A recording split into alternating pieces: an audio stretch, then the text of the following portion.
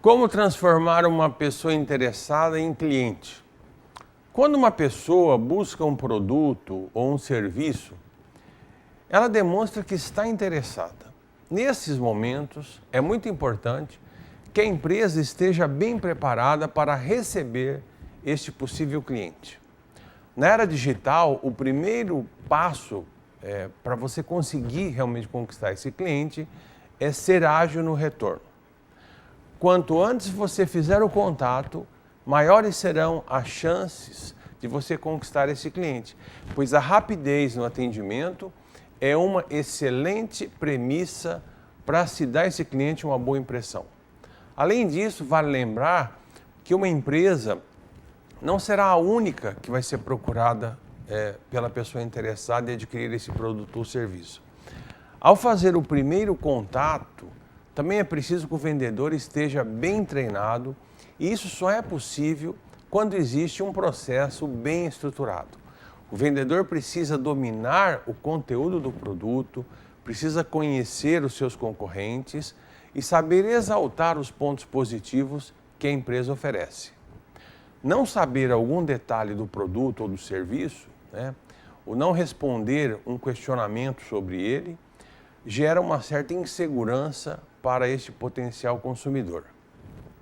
É claro que esse contato deve ser feito de maneira cordial para que o provável cliente valorize a atenção recebida como um bom atendimento e não como aquele contato que às vezes é feito por um vendedor agressivo que pretende vender o seu produto de qualquer maneira.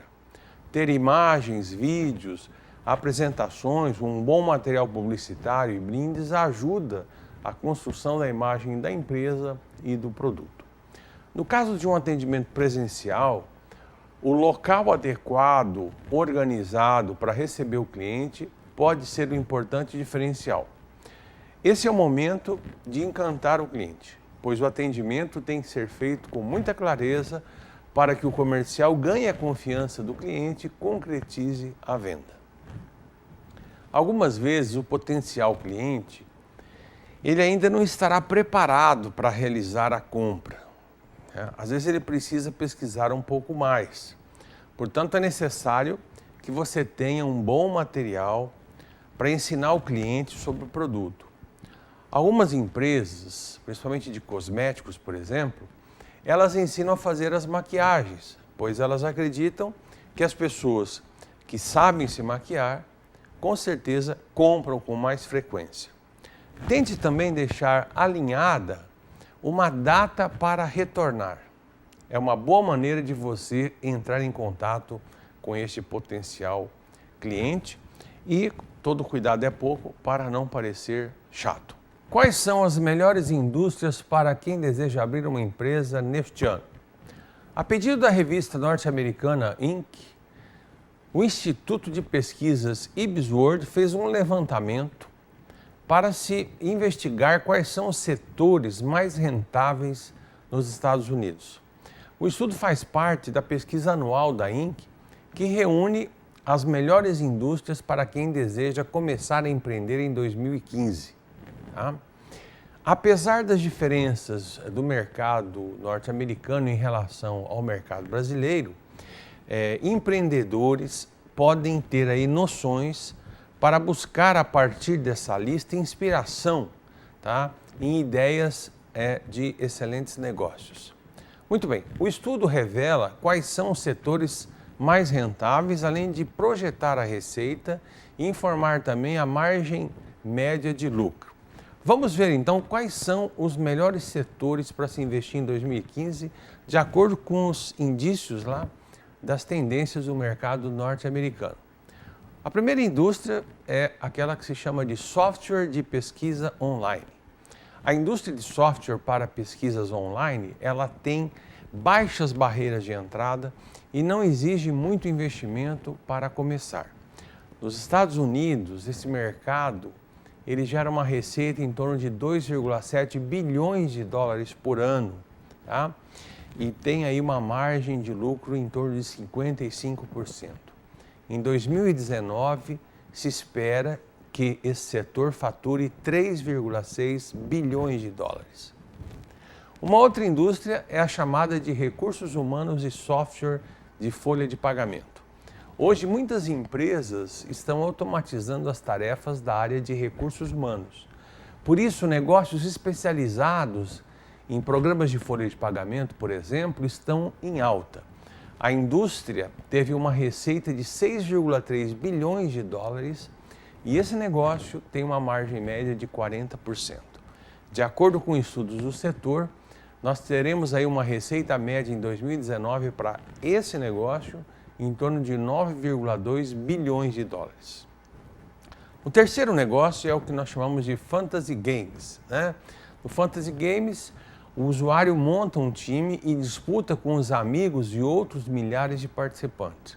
Ele pode usar atletas de verdade e competir com base em estatísticas da plataforma. O aumento da banda larga e o número de smartphones mostra que esse setor ainda tem muito espaço para crescer. Em 2014, ele gerou uma receita de 1,4 bilhão de dólares com uma margem média de 38%. O Instituto prevê que em 2019, esse setor de games deve gerar uma receita média de 2 bilhões de dólares. Uma outra indústria interessante é o software de negócios. Algumas ferramentas, como sistemas de CRM, sistemas de planejamento de recursos empresariais, são usados pela maioria das empresas norte-americanas e temos aqui no Brasil um bom espaço para as empresas brasileiras também utilizarem. O IBS World acredita que essa indústria ela vai crescer porque muitas empresas ainda vão usar numa escala maior esses sistemas de informações de dados. No ano passado, a receita desse negócio gerou aí algo em torno de 28,2 bilhões de dólares, com uma margem média de 37%. Uma outra indústria é de software de planejamento urbano. Programas que ajudam no planejamento urbano e no planejamento regional são utilizados tanto por empresas do setor de construção civil, quanto também pelo governo. A receita de 2014 dessa indústria foi de 1,7 bilhão de dólares e deve ficar em torno de 1,9 bilhões aí ainda neste ano.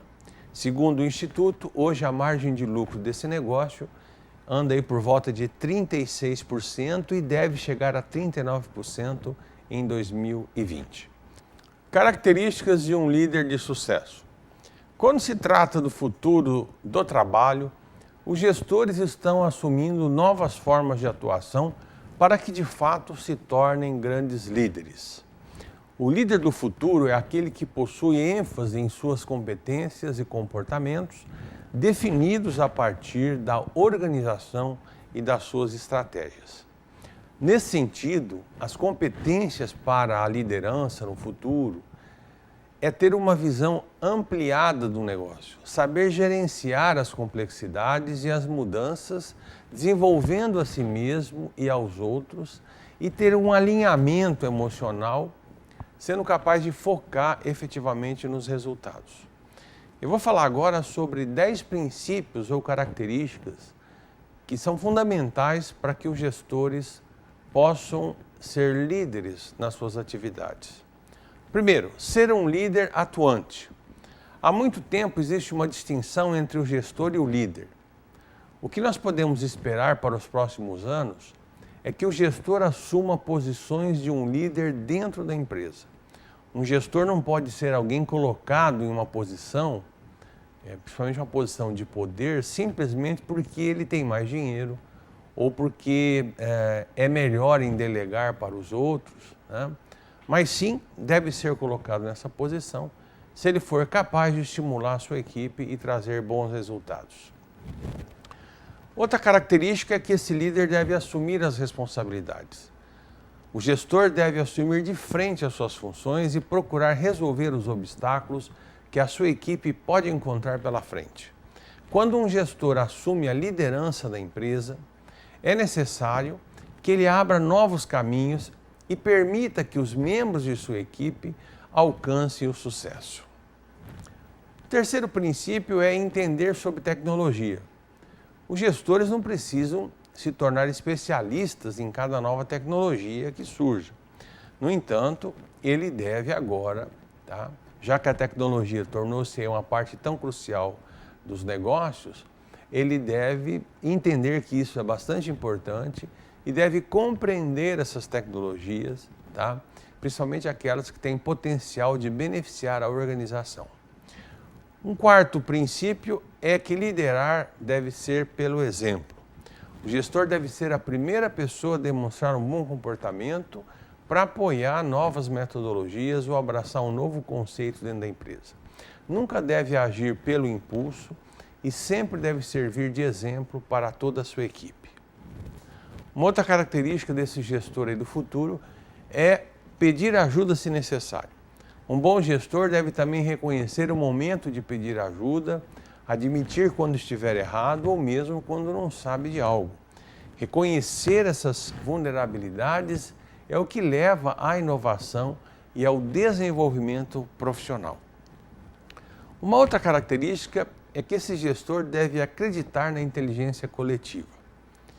Ele deve entender e abraçar o fato de que ele pode não ter todas as respostas ou tomar as melhores decisões.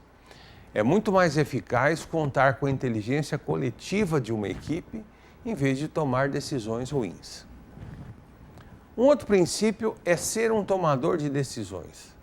Os gestores são muitas vezes creditados com a necessidade de apagar incêndios, né?